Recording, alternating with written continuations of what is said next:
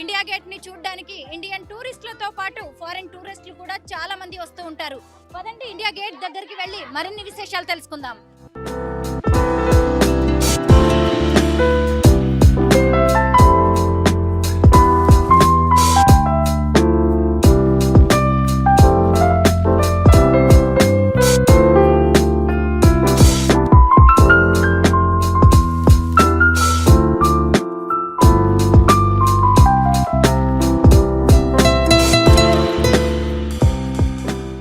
అటువైపు ఉన్న India gate కి వెళ్ళాలంటే మనం అండర్ పాస్ నుంచి వెళ్ళాలి.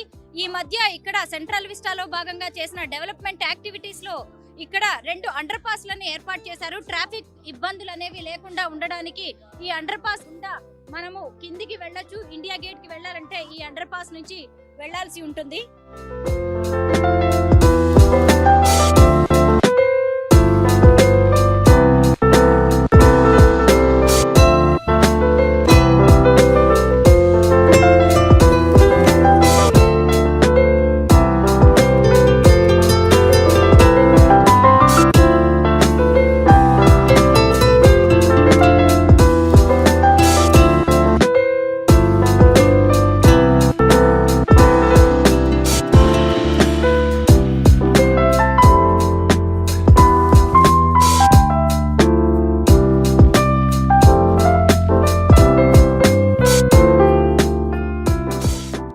Proud of India gate.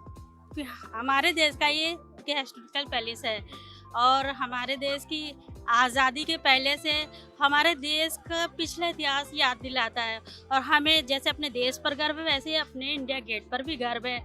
और हमारे देश के कैपिटल का एक पॉइंट है हिंदू है, I love India and I love India Gate. Thank you. 1914 నుంచి 1918 వరకు జరిగిన మొదటి ప్రపంచ యుద్ధంలో భారత బ్రిటిష్ సైనికులు దాదాపు 80,000 మంది అమరులయ్యారు. ఆ తర్వాత జరిగిన ఆఫ్ఘన్ యుద్ధంలో మరో 10,000 మంది చనిపోయారు. వీరందరి స్మృత్యర్థం ఒక అపురూప కట్టడాన్ని ఏదైనా ఏర్పాటు చేయాలని భావించి ఈ ఇండియా గేట్ కు ప్రాణం పోశారు.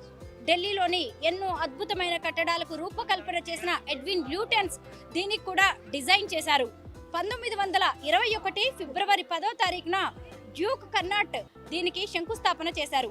ఆ తర్వాత 1931లో అంటే 10 ఏళ్ల తర్వాత ఇండియా గేట్ నిర్మాణం అనేది పూర్తయింది.